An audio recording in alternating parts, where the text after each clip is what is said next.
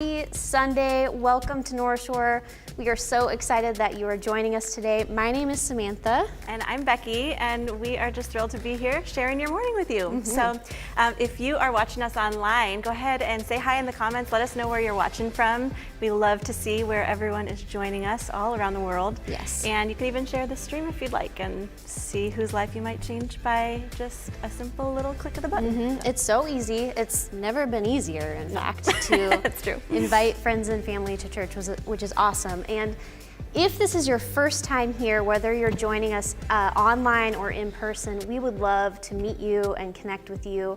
The easiest way to do that is to text Northshore to 97,000, or you can go ahead and visit our guest services table after service, which is right outside the main lobby doors. We would love to meet you and just help you find your next step here at Northshore. But Becky, you're back. I'm back, yay! Becky's back. I love being here, So for those who don't know, Yes.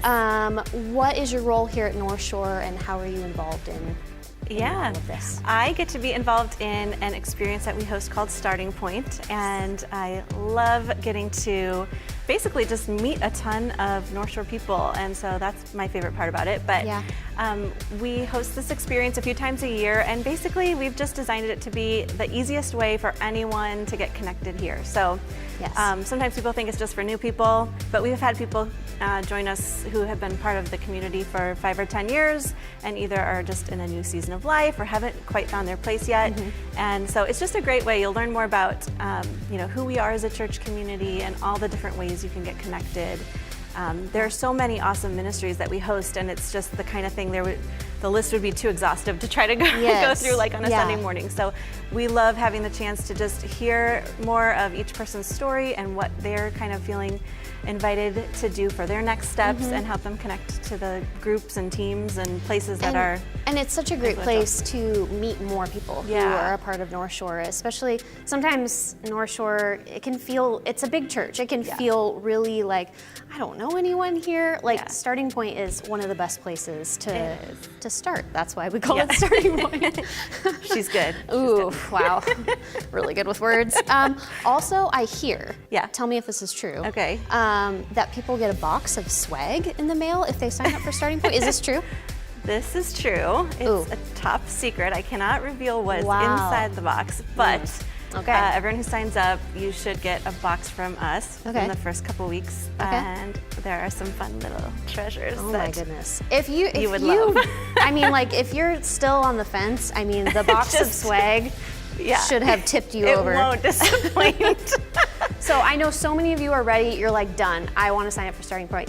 Northshore.church/Starting Point. The next one begins April 20th, Tuesday nights for just 4 weeks at 7 o'clock, and it's just a short hour each week, and you'll be done by 8. Done. So. I know everyone is signing up right now, so this is great. And the awesome thing is that Starting Point is online, obviously. It is. And so no matter where you are, we have Northshore family all over the place. You can join us for Starting Point because it's online, which is awesome. So that got me thinking, Becky, about where people are joining us from. Specifically, we have people from all over the world, but I was thinking specifically in the U.S., like what are all the other states that we have Northshore family I am curious to know, because I do see the smattering of all the different people commenting on Sundays. Yeah. And it's wide. It's awesome. So awesome. So I was thinking back to my brother-in-law a while ago, did a trip around the country, and he specifically went to states that had really unique city names. So I thought, looking at the list of where you all are watching from, what are some unique city names in these states? So all of these states are places where we have Northshore family. So the first city is Y. Y. W-H-Y. Like why? Why? And is this in Arkansas, Arizona, or North Carolina, do you think? Well, luckily I'm a geography buff. No, that's not true. Oh wow, okay. So you're gonna get all these. I would say it's gotta be Arkansas. I mean, no disrespect to our amazing senior pastor, Scotty, but why would anyone live in Arkansas? No, we're just kidding. We love you, Arkansas. Okay, this is actually in Arizona. Arizona? Why? And what an interesting conversation starter. Like, oh, Becky, where are you from? Why? Yeah. Well, I'm curious. Why? Anyway, I like it. So yeah, this is home to around 150 people, and it got its name from the Y-shaped intersection of two major highways. 150? Yeah, but So it's this is now a a small T town. intersection, but they didn't want to change the name. So Y, Arizona. If you're from Y, I would love to meet you. And Yes. so I hope you come to Starting Point or chat. So I'll good. be online and we can just. Please let us I know. want to see. Shout out to you guys. Okay, the Okay. next one is Nameless. There is a town called Nameless. There's actually a couple towns named Nameless, but this is the Interesting. first one that I saw. Okay. Tennessee, Oregon, or Massachusetts? It's got to be Massachusetts. So close, but so far away. 0 for 2. It is actually Tennessee. Okay. There's actually a Nameless Texas as well. Okay. And one legend has it that when local residents, they left a blank space on a form requesting a post office. Okay. And so the federal government gave this place its name, Just Nameless. Okay. Yeah. Very, very That is so interesting. interesting. Fun facts for you. Okay, Love the it. last one, really cool. Dinosaur. Dinosaur. is Okay. either in Hawaii, Texas, or Colorado. It's got to be Texas. No, I'm so sorry. That is incorrect. That was where? such a good guess. Where? No, Hawaii. No. Oh. Okay. Where? Dinosaur, Colorado. I should have known. The I love town Colorado, changed its too. name in 1966 in an attempt to capitalize on its proximity to the Dinosaur National Monument. Dinosaur, Okay. Colorado. I didn't even know we had a love dinosaur you. national monument. Oh, we do. This is a thing. I knew about the tar pits, but apparently we've got to schedule a family vacation Wow. this summer. You Okay. do. To all these places. Why, Nameless, and Dinosaur, those are your next vacation All right. spots. I just got dethroned as Becky, the you didn't do a very good job, geography but that's okay. It's not a problem. We love you, North Shore family, no matter where you're watching from. And we hope that you will join us and be a part of Starting Point as well. But we are actually going to take a look back at last week. Wolfgang continued our series Restart, so go ahead and check this out. When the team wins, we all celebrate. And there are so many people around this place who will tell you there is nothing like that joy. There is nothing like being part of a team that God is using to change lives and meet needs in our world. There's nothing like it.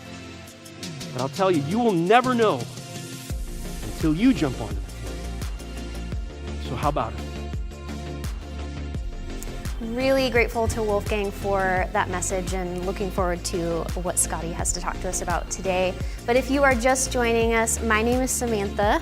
And I'm Becky, and it's been so great to share our morning with you. We have a couple of really exciting things coming in the next couple of weeks. Yes. The first is we have our Good Friday coming up on April 2nd at 7 p.m., and that's online only, so we invite you to join us for that. Yes, definitely. That's going to be an awesome, powerful evening. And then 3 days later, Becky, the big celebration, Easter Sunday here at North Shore. We say this every week, how excited we are. I say pumped a lot. No, this is the biggie. This is the biggie. This is the is one you've big. been waiting for. That's right. That's right. Sunday, April 4th, 3 services in person and online, 8, 9:30, and 11. All the information can be found at northshore.church/Easter. And if you are joining us in person, we are asking you to RSVP. So all of that information can be found on the website right here at the bottom of the screen or in the chat. The hosts are posting that right now. So we cannot wait. We're for so that. excited. Yeah, it's gonna be so good. And I was just talking to my husband about this yesterday. We have a cool thing where you can text my invite to 97000. You get a digital invitation. So it's really cool. It just perfectly fits on a phone screen. You can post it to social media. You can text it to your friends and neighbors, family, anyone you want. And we were just feeling that challenge to think about like who we would want to invite this year, and it's just a good thing, and we're engaging our kids in those conversations, and you never know, like the power of just reaching out to someone and saying, hey, do you want to join me at church, or would you watch online with me? Like, you never know. Like, God is going to use this Easter Sunday at North Shore in huge ways. And I think we're always afraid that people are going to be offended by it, but like, who's offended by an invitation? You know, we're just telling people they're welcome, and who's offended by that? No one. Oh yeah, we are so excited. Again, northshore.church/Easter for all the details. If you have any questions too, let us know in the chat or come out to the guest services table after service. We'd love to answer your questions and help you with that. But thank you, Becky, for hanging out this morning. It's great to be here. So good. Fun to be with I y'all. didn't know you were a geography buff. I Now think you're sure I'm not. that didn't go so well, but that's okay. We love you anyway. This is how the games go here. We That's love it. right. Well, again, happy Sunday, everyone. Welcome to Northshore. We are going to get started and hop into worship together. So let's go.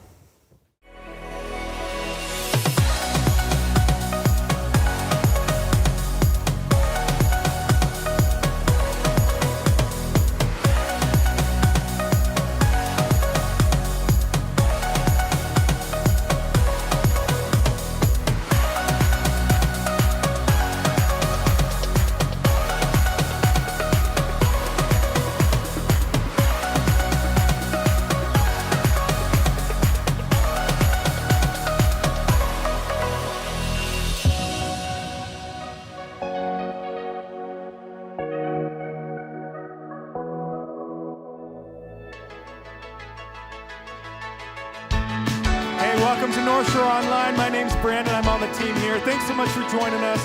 Wherever you're watching from, let's worship Jesus today. Here we go.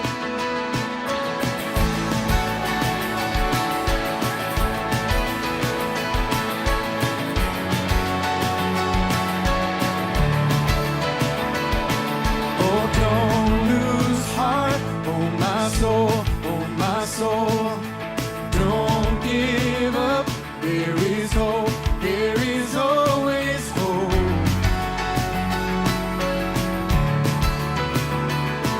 And there is peace in the storm, in the storm. No, don't forget, He is Lord of all. Yeah, there is a King of glory. There is a God who saves, one who's strong and mighty. Freedom is in His name. Open the gates of heaven, lift up a shout of praise. There is a lion roaring, Jesus the King of glory. So lift your eyes, stand in awe. There is one, only one, where my help comes from.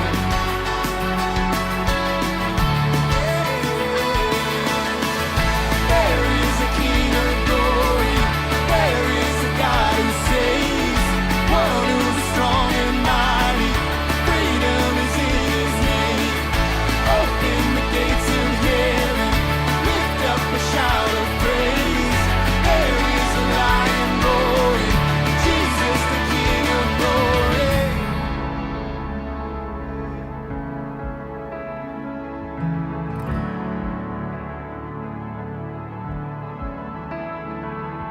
And nations bow, mountains shake at the sound of just one name. Over all, Jesus reigns, I know.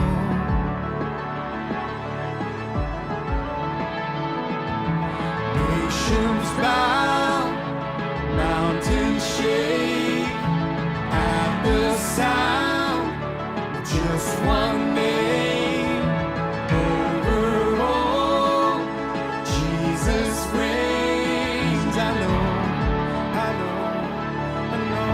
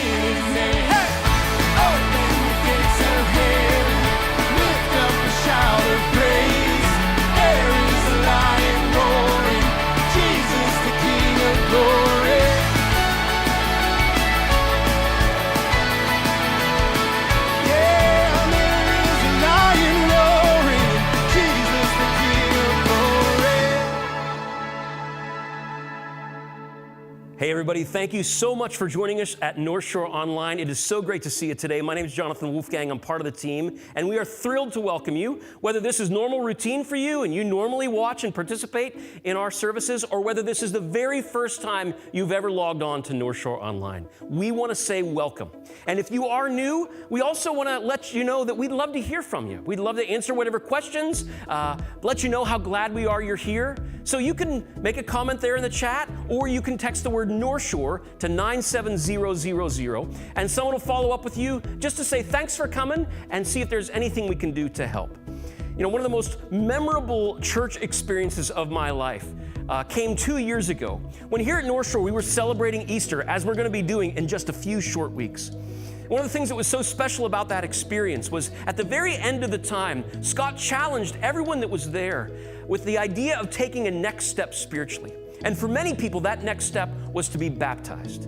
We're going to be doing the exact same thing again this Easter. And we've already got several people who are signed up. But if you haven't taken that step yet, we would love to have you as part of that special celebration.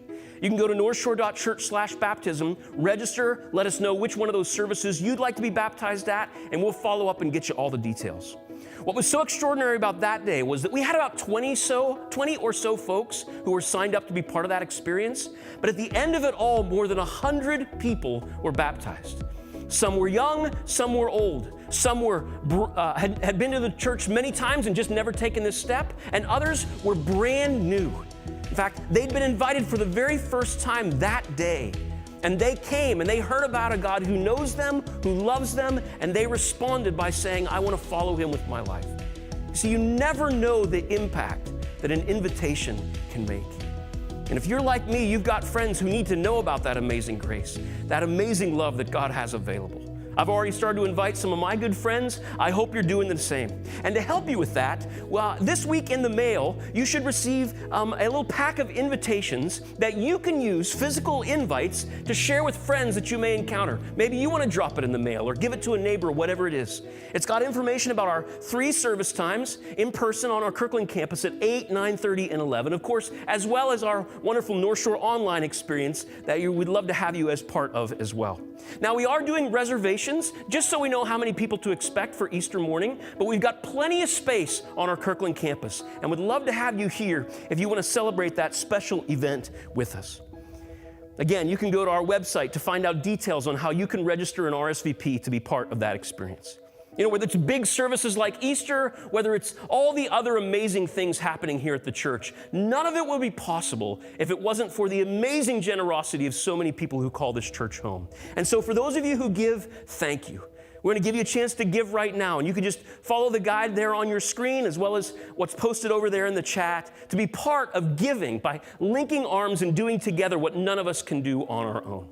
It's extraordinary to see the way God's working, and we're already praying that he'll move in powerful ways at this coming Easter.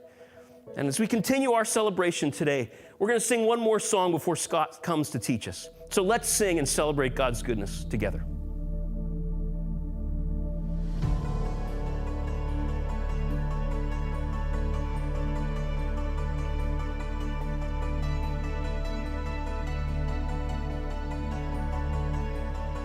You take our lives, flawed yet beautiful,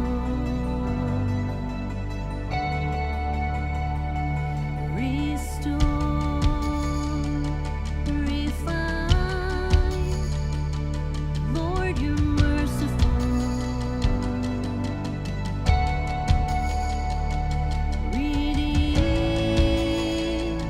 revive, Spirit of God, breathe on your church, pour out your presence, speak through your word.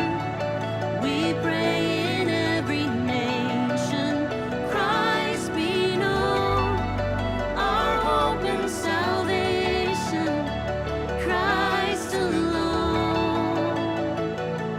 New cloud, new wine, as divisions fall.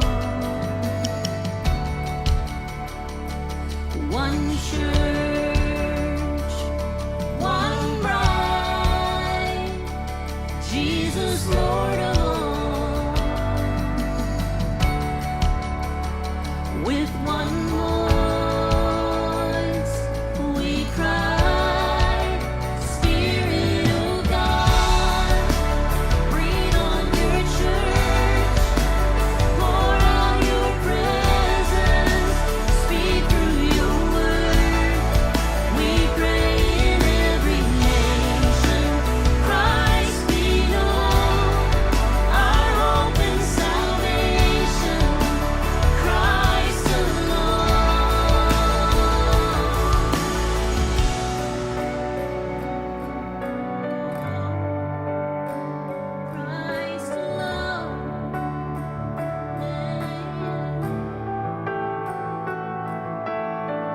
So God, we pray to you, humble ourselves again.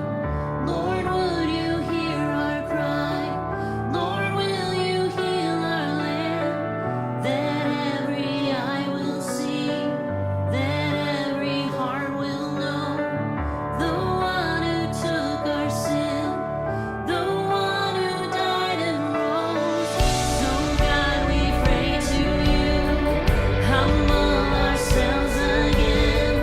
Lord, would you hear our cry? Lord, will you heal our land? That every eye will see, that every heart will know, the one who took our sin, the one who died and rose. And when your kingdom comes, and when at last you call, we'll rise to worship you alone. Spirit of God, breathe on your church, pour out your presence, speak through your word. We pray in every nation, Christ be known, our hope and salvation, Christ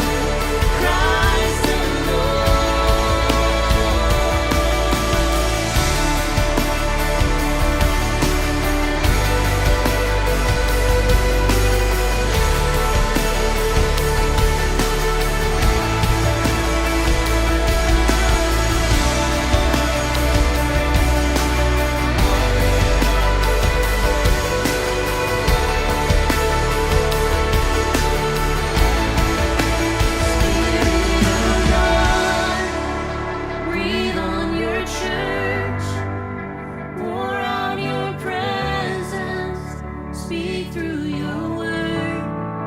We pray in every nation, Christ be known, our hope and salvation, Christ alone.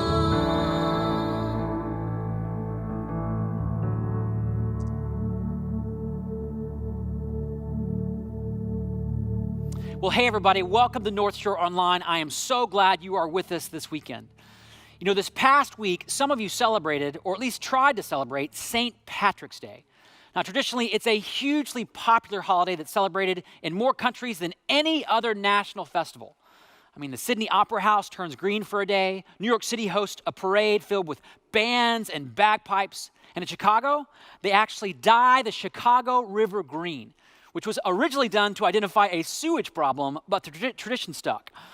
And even though most of the parades and parties were canceled or kind of minimal this year, you could still buy green bagels and green milkshakes and green beer, even green donuts. In fact, I have one right here from this week.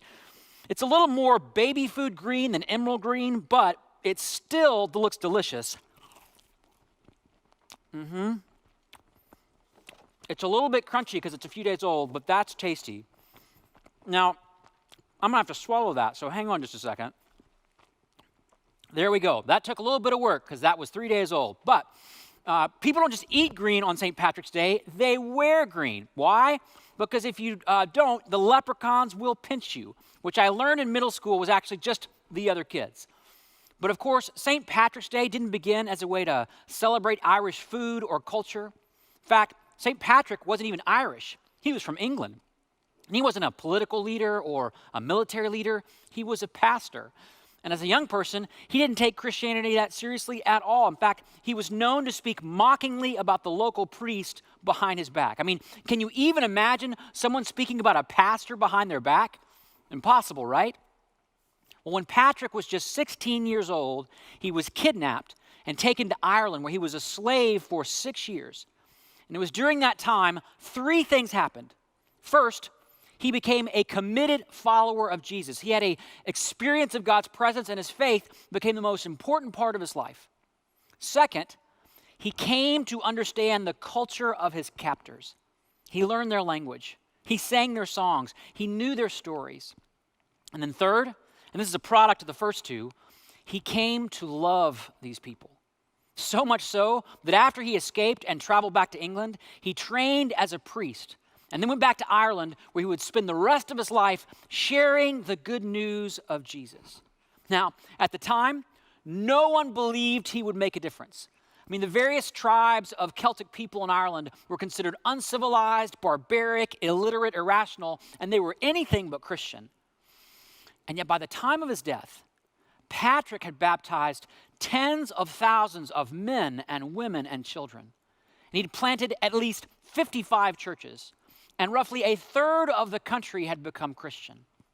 In fact, within his lifetime or soon after, the Irish slave trade ceased to exist, along with other forms of intertribal warfare. And within years of his death, missionaries from Ireland were being sent back to England and to Scotland. The unreachable ones were now the ones doing the reaching. How did this happen? Well, according to a scholar named George Hunter, Patrick succeeded by turning the traditional model of telling people about Jesus on its head. Now, the traditional model went something like this. First, there was the presentation of information about Jesus, and then people could decide if they wanted to become a follower of Jesus, and then if they said yes, they were invited into community. They were invited into fellowship. You could belong in the church. But Patrick inverted the approach. Patrick started with fellowship. He started with community.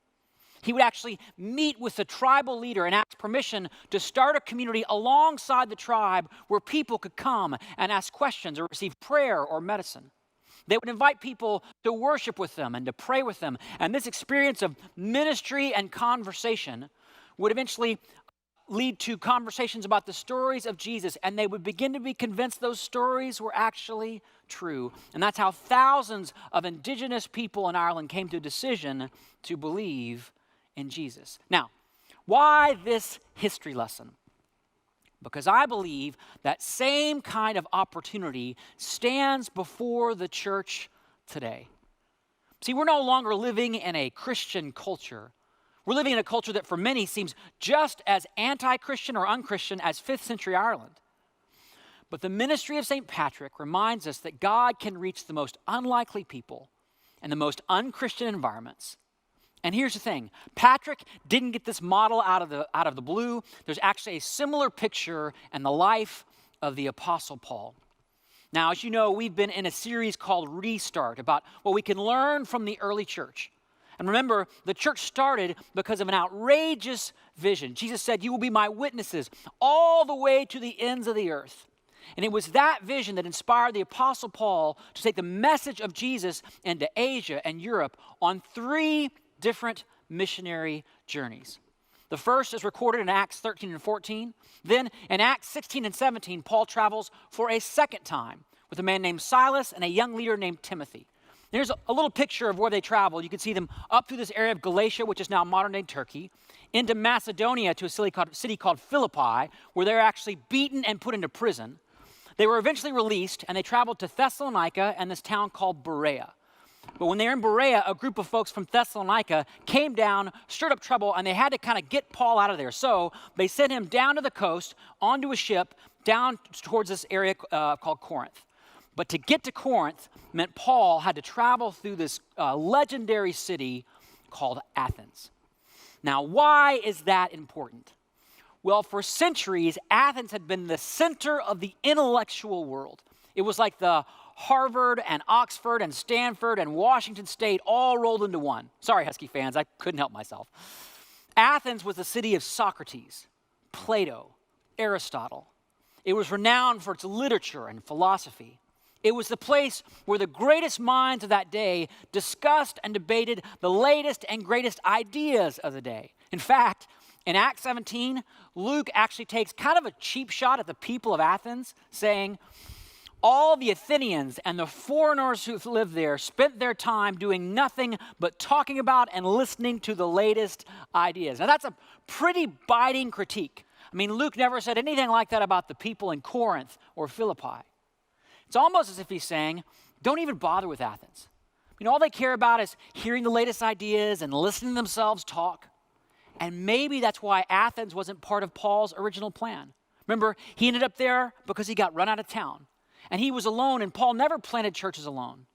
Truth is, He was just waiting for Timothy and Silas to arrive so they could move on to Corinth. And while he was there, he decided to do some sightseeing, because you can't be in Athens and not see the Acropolis or the Parthenon and the beautiful temples and theaters. But something happened to Paul when he was walking through that city that would leave an indelible mark on the church to this day. So if you have a Bible or Bible app, you can open to Acts 17, or you can simply follow along with me here on the screen. Acts 17, starting in verse 16. Luke writes this: "While Paul was waiting for them in Athens, he was greatly distressed to see the city was full of idols."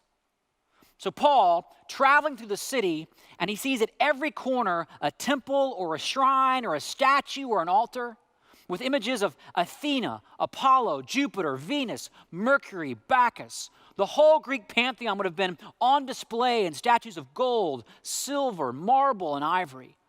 And inside these various shrines and temples, sexual promiscuity and immorality was being celebrated both in art and in practice. And Paul is heartbroken. In fact, the text says he is greatly distressed.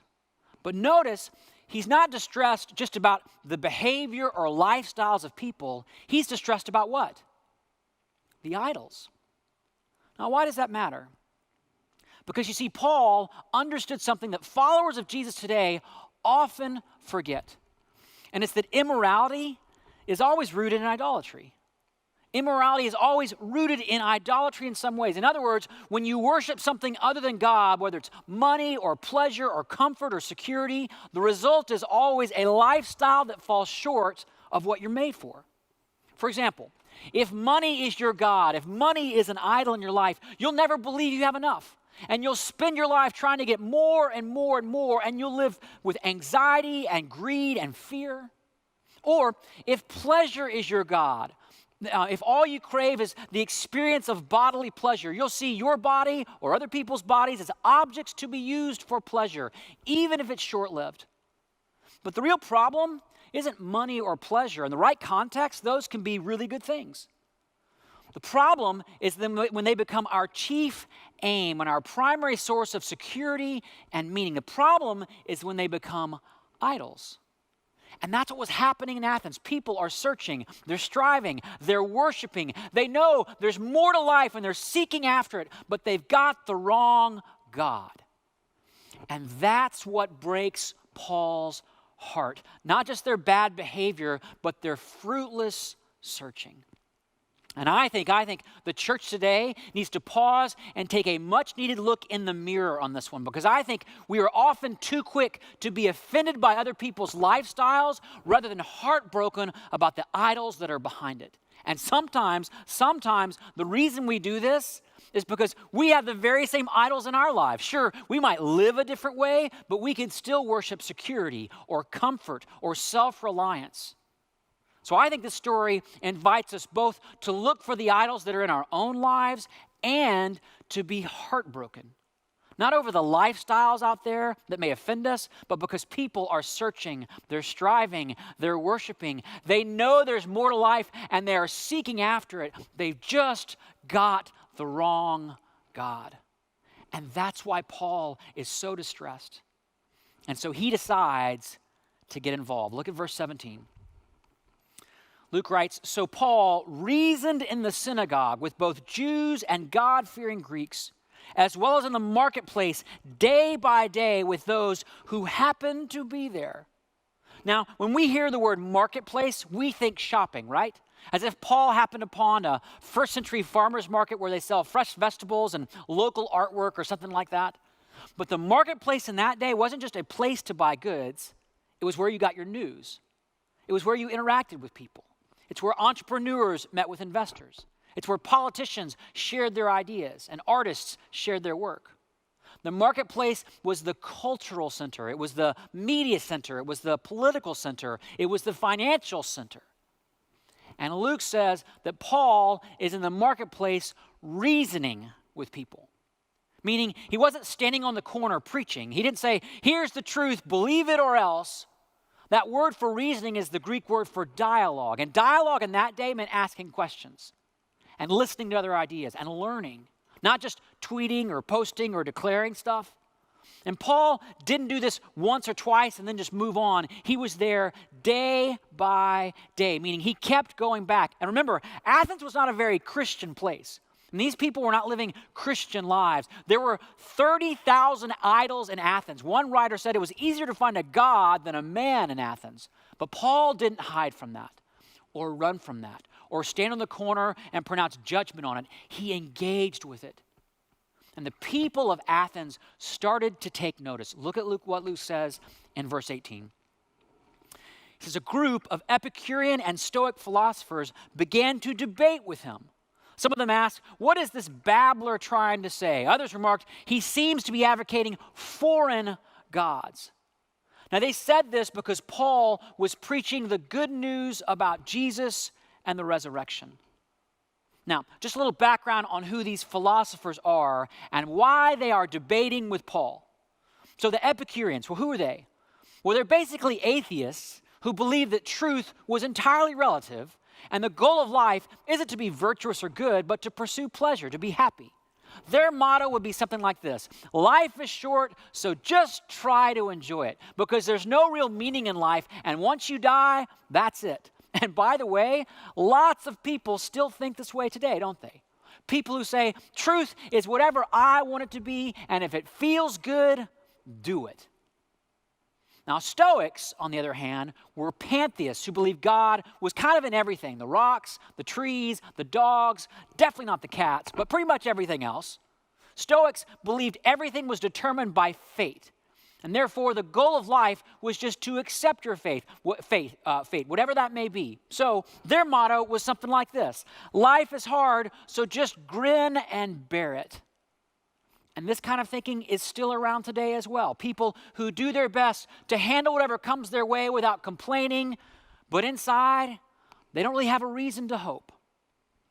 Well, get this. Both of these groups took interest in Paul. Why? Because the good news of Jesus spoke to the questions they couldn't answer. See, the Epicureans chased pleasure, but they lacked meaning and purpose. The Stoics chased honor and nobility, but they lacked hope in the face of pain and suffering. And so Paul tells them that Jesus can give your life meaning, more so than money or sex or power. And Jesus can give you hope, even when there's no reason to hope. And then Luke writes this remarkable statement. He says, then they took him and brought him to a meeting of the Areopagus, where they said to him, may we know what this new teaching is that you are presenting. You are bringing some strange ideas to our ears, and we would like to know what they mean. Now, here's what I want you to see. Yes, Paul put himself in a position where he could be mocked or even rejected, but he also put himself in a position where he could be invited in. And being invited to the Areopagus was like being invited into the faculty meeting at the top university or an executive meeting at a Fortune 500 company. But remember, Paul didn't start there. Just like Billy Graham didn't start by trying to get an appointment in the White House, Paul started with a broken heart for people searching for answers. And he was consistent, not just in his presentation, but his presence. And now he's standing before the smartest people on the planet, and they want to hear about Jesus. Because the invitation always comes if you're patient, if you're present, if you actually care about people, God will always open a door.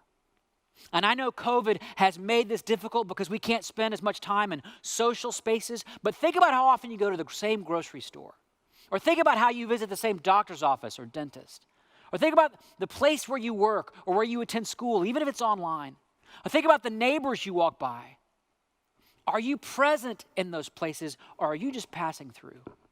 Are you focused on the people around you? Are you heartbroken for the questions they're asking, or are you just worried about what's on your agenda? Just this past week, you've heard about these. We mailed out these Easter invitations so that you can write a personal note and invite someone to Easter. It's a chance to create conversation, a chance to show interest in someone's life. Take advantage of it. Because friends, this is how the good news of Jesus changes the world. It starts with presence, with consistency, with listening, with respect, with dialogue, with questions. It starts with answering the questions that people are actually asking. Like, why am I here? Does my life even matter? Does anybody even care about me? Because here's the truth about modern day Epicureans and modern day Stoics. They're still searching for meaning. They're still looking for hope. The question isn't, are they open to good news? The question is, will they invite you in? Will you have earned the right to be heard? Well, Paul earned that right, and he's invited to speak at the Areopagus, which means the hill of Ares, or Mars Hill. And take a look at what he said. Paul then stood up in the meeting of the Areopagus and said, "People of Athens, I see that in every way you are very religious. For as I walked around and looked carefully at your objects of worship, I even found an altar with this inscription, 'To an unknown God.' So you are ignorant of the very thing you worship, and this is what I'm going to proclaim to you." You see, proclamation comes last, not when Paul first arrived in Athens, but days later, weeks later, maybe even months later. And notice, Paul starts not with the answer, but by acknowledging how they've been searching for one. He says, I see that you're religious. I see that you're searching for answers. I see that you too can sense that there's more to life than what you can see. In fact, I looked at all your idols and I found one that said, "To an unknown God." Now, no one knows exactly which idol this actually was. There were 30,000 in Athens. Maybe they were worried they didn't get to all of the gods, so they made this one just to appease any gods they may have missed. We don't know. What we know is that Paul is pointing to their own admission that they don't really know these gods. They don't have a personal relationship with these gods. And then Paul says this: "The God who made the world and everything in it is the Lord of heaven and earth, and does not live in temples built by human hands. And he is not served by human hands as if he needed anything. Rather, he himself gives everyone life and breath and everything else. From one man he made all the nations that they should inhabit the whole earth, and he marked out their appointed times in history and the boundaries of their lands." In other words, the people of Athens, your gods are way too small. Even the great gold statue of Athena, which could be seen from 40 miles away, too small. Because the God that Paul knows isn't just one out of 30,000 or the best out of 30,000. He is the one true God, the creator of all things, the sustainer of all life. And he doesn't need people to serve him so he can be happy, which, by the way, is what the gods of the ancient world were actually like, fickle and hard to please. He is entirely self-sufficient, and everything happens under his authority. See what Paul's doing? He's describing a big, majestic, all-powerful God, bigger than anything ever conceived in Greek philosophy. Because this is a God who is big enough to worship, big enough to trust, big enough to handle whatever's happening in the world. I love how a pastor named Tim Keller once put it. He said, if you have a God that's small enough to be understood, then he's not big enough to be worshiped.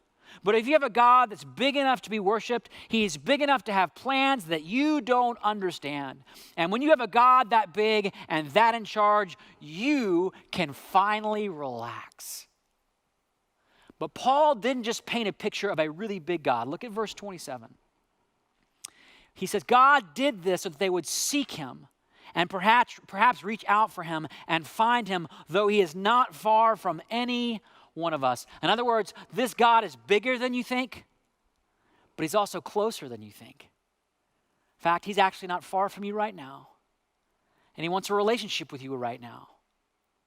You see, this God is not just powerful, he's personal.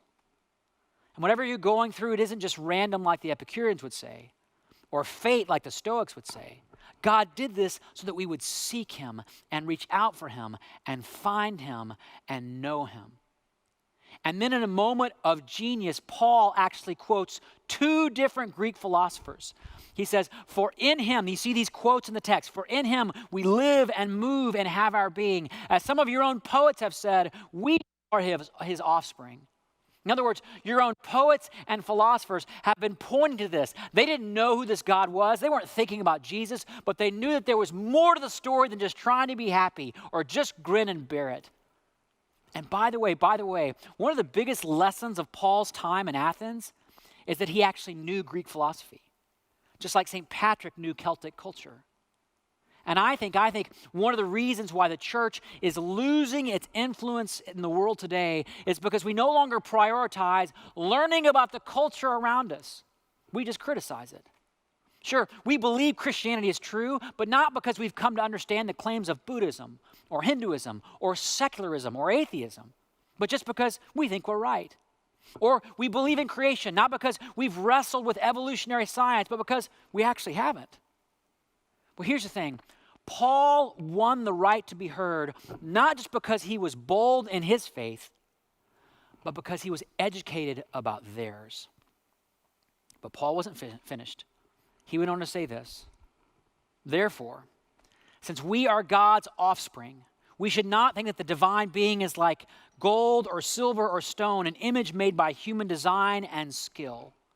In the past, God overlooked such ignorance, but now he commands all people everywhere to repent, for he has set a day when he will judge the world with justice by the man he has appointed. He has given proof of this to everyone by raising him from the dead. How does Paul prove his argument to these brilliant Greek philosophers? He doesn't give them a theory or a new philosophy. The proof is a person. And not just any person or some unknown deity carved into stone, but a resurrected person. And friends, this is what sets Christianity apart. We don't have a different set of rules or religious convictions. We believe the answer is a person. That this infinitely big God became a vulnerable human being who lived and died and was raised from the dead so that we could find him and know him. And here's the good news. You don't have to be smarter or better or more successful for him to love us. We just need to repent. That is, we need to get rid of all the false gods, the lesser gods, the gods that cannot fulfill or satisfy or give us hope. And maybe that's something you need to hear today. Maybe you've been leaning on the God of success or the God of comfort or the God of security, or the God of knowledge, or the God of being a good person. And maybe today is a day to repent, to let go, and discover the God who knew about this moment in your life before time began. He's bigger than you think, and he's closer than you think, and he's better than you think. And if you want to take that next step and believe, you can do that right now. You can text My Faith to 97000. We would love to follow up and talk to you about what following Jesus looks like and give you an opportunity to be baptized even this Easter Sunday. You can take that step. But before we close, there's one more piece of the story. And it's how the people on Mars Hill responded. Look at what Luke says. He says, when they heard about the resurrection of the dead, some of them sneered. Here's the thing. Some people will sneer. No matter how well you reason, no matter how much you care, no matter how intelligently you speak, the claim that Jesus was raised from the dead will always be a stumbling block to some. And some people will always sneer, just like they sneered at Paul, just like they sneered at Jesus. And by the way, that's the cost of loving Athens. But here's the thing, that wasn't the only response. Look at this. But others said, we want to hear you again on this subject. Yes, some will sneer, but some will be curious. Some will have more questions. Some will want to hear more. And by the way, here at Northshore, we have an experience called Alpha that is designed for people who have questions, who are curious, who want to know more. And I know most of you have heard about Alpha, but some of you have still never invited someone to be part of it. But I have to tell you, it is the single best way to give people a safe space to dialogue and have conversation. And it changes lives. And it can change the life of someone you care about. And we're actually kicking off another round of Alpha this April. So make that invitation, because some people want to hear more. But then there was a third response. Some of the people became followers of Paul and believed. Among them was Dionysius, a member of the Areopagus, and also a woman named Damaris, a member, and a number of others. Some sneered, some had some questions, but some believed right then and there. Now, some scholars consider this moment actually kind of a failure because Paul didn't actually start a church in Athens, but he started a conversation where no one thought a conversation about Jesus was even possible. And I think this was the first step in a slow but steady cultural shift. You see, within a few hundred years, the great thinkers of the Western world were not Epicureans or Stoics, they were Christians. And the ideas they were debating weren't just about whether something was new or interesting, it was about how to come to know this God even better. And who's to say that process didn't start with one of those changed lives on Mars Hill that day? Because if Jesus can reach Athens, he can reach anyone. And who's to say that can't happen again? Through one changed life here in Kirkland or Kenmore or Bothell or Woodinville or Seattle or at UW. But for that to happen, we have to dive into our culture too. Like Paul, we can't hide from it or just criticize it. We have to engage with it, learn about it, study it, ask God to break our hearts for it.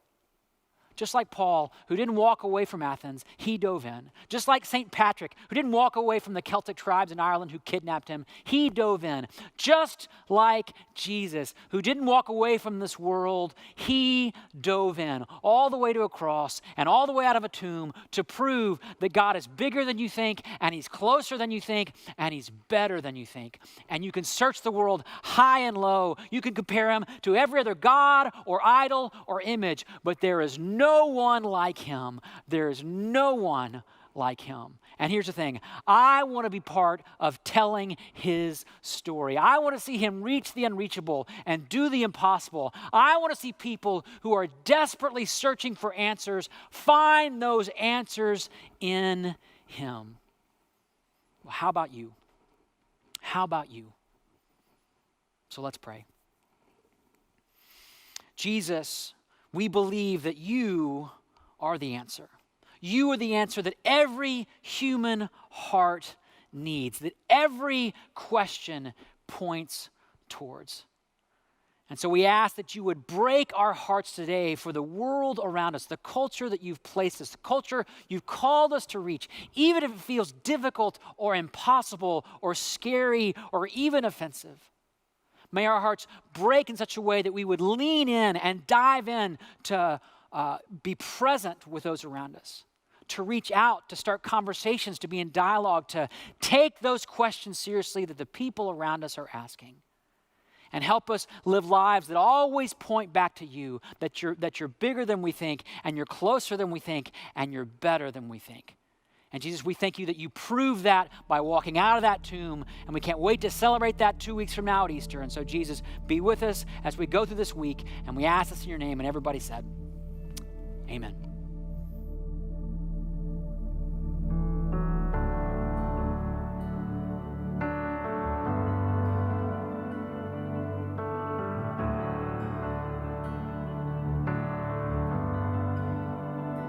How great the chasm that lay between us, how high the mountain I could not climb. In desperation, I turned to heaven and spoke your name into the night. Then through the darkness, your loving kindness tore through the shadows of my soul. The work is finished, the end is written. Jesus Christ, my living hope.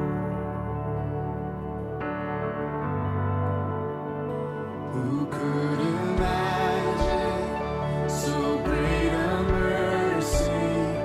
What heart could fathom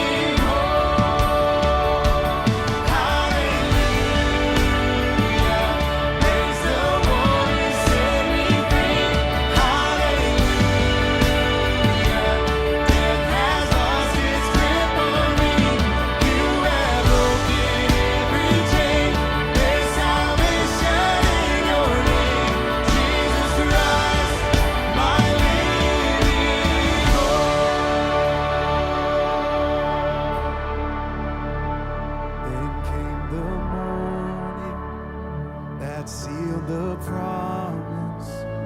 Your buried body began to breathe, and out of the silence, the roaring lion declared the grave has no claim on me. Let's sing that.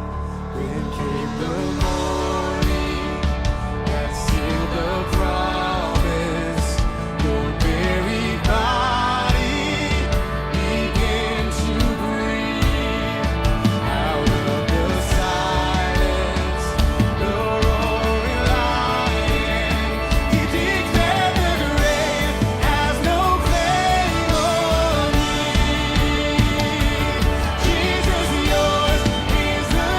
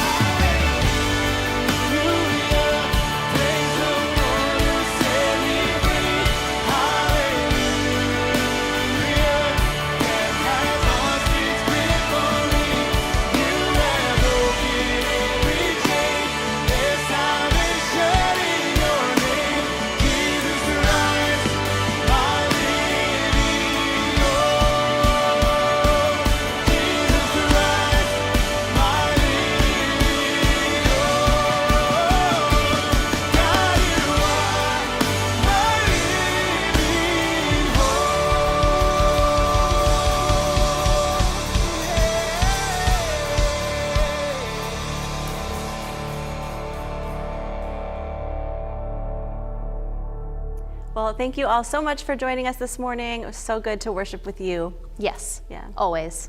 And again, as a reminder, 2 weeks from today, Easter Sunday here at North Shore. But before Easter is Good Friday, April 2nd, 7 p.m., and that is an online only service, but we would love for you to join us. And then 3 days later, the big celebration, Easter here at North Shore. All the information can be found at northshore.church/Easter. We can't wait to see you there. But we will see you all back here next week, same time, same place at North Shore Online. Bye.